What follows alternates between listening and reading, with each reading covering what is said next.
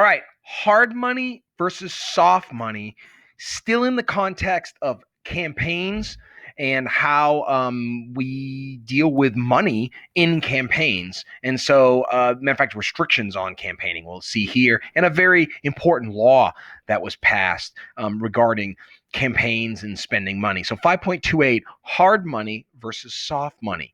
This is a big issue in campaigning, hard money versus soft money. As you can imagine, we'll have we'll define them on the back. Okay, flip over if you're ready. All right, hard money. These are donations that are given directly to a candidate, and it is regulated by the Federal Election Commission. And then somewhere off there, underlined Federal Election Commission, and then above it, below it, off to the side, right, it was established in 75 to enforce campaign finance laws. So hard money is donations given directly to a candidate and is regulated by the FEC, Federal Election Commission, the FEC, part of the bureaucracy. Now, let's look at soft money. Pause if you need to. Soft money. It's money spent by a PAC or a political party in support or against a candidate. So money spent by a PAC, specifically a super PAC in particular, in support or against a candidate. So if you give money directly to a candidate, that's called hard money, and that gets regulated. Soft money that's spent by a PAC is not regulated. And super PACs can spend unlimited amounts of money. And again, it's not regulated by the FEC. And you can see super PACs have become a thing since 2010. Notice the green on the chart. That's the amount of money in millions of dollars spent by super PACs during an election year. And you'll notice that in 2010, there's no green. And all of a sudden, 2012, 14, 16, 18, there is a massive amount of spending by super PACs. And the reason is that there was a Supreme Court case that was important in terms of regulating PACs and whether or not the federal government could regulate PACs or how much they could. And that Supreme Court case is actually what we're going to be doing as in our next lesson. Not yet, but in our next lesson, next video, we will do that lesson. And so that changes things. But the question became this. Oh, okay, sorry. We're going to go to the next card, and then we'll come back to the next thing. All right, sorry.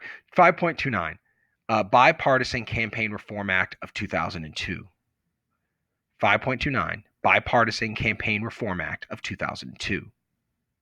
So because of the concern over the amount of money being spent and given to candidates and whatnot, has been a lot of talk about regulating and making it a more fair, especially outside interest groups spending money on campaigns rather than the candidates spending money on campaigns. And so there was a law, the Bipartisan Campaign Reform Act of 2002, which was obviously bipartisan. Both Democrats and Republicans supported it. And they wanted to regulate the outside spending of money by super PACs and outside groups. So this was an effort to ban soft money spent by corporations and labor unions. It's an effort to ban soft money spent by corporations and labor unions. And you can see the amount of money being spent through PAC contributions from 1980 to 2012.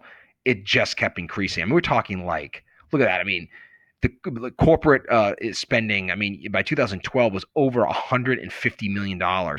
And labor union spending has, been around 50 million here for quite a while. Labor unions, of course, have gotten smaller, so maybe their influence has kind of waned some. But corporate spending is pretty huge. Now, remember, corporate spending doesn't necessarily favor one political party or another. We saw Microsoft and Amazon are big corporations, and both of them supported Democrats, but at the same time, oil in pharmaceuticals and stuff generally supported more supportive of Republicans.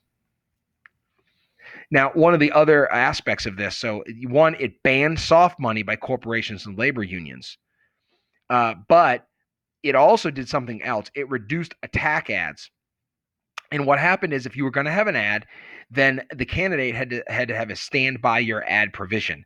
And it would say, I am whoever the candidate is, and I approve of this message. And unfortunately, here this is one of President Obama's ads, and unfortunately, the screen thing is covering it up, but it says I Barack Obama and I approve this ad. So that was kind of my point of showing you the picture, was that this is the reason President Obama had to have that on this ad, is because the Bipartisan Campaign Reform Act is exactly the reason. So stand by your ad provision. And then, but this is the debate that comes up. This is what I was trying to get to earlier, and I realized it wasn't until the next card.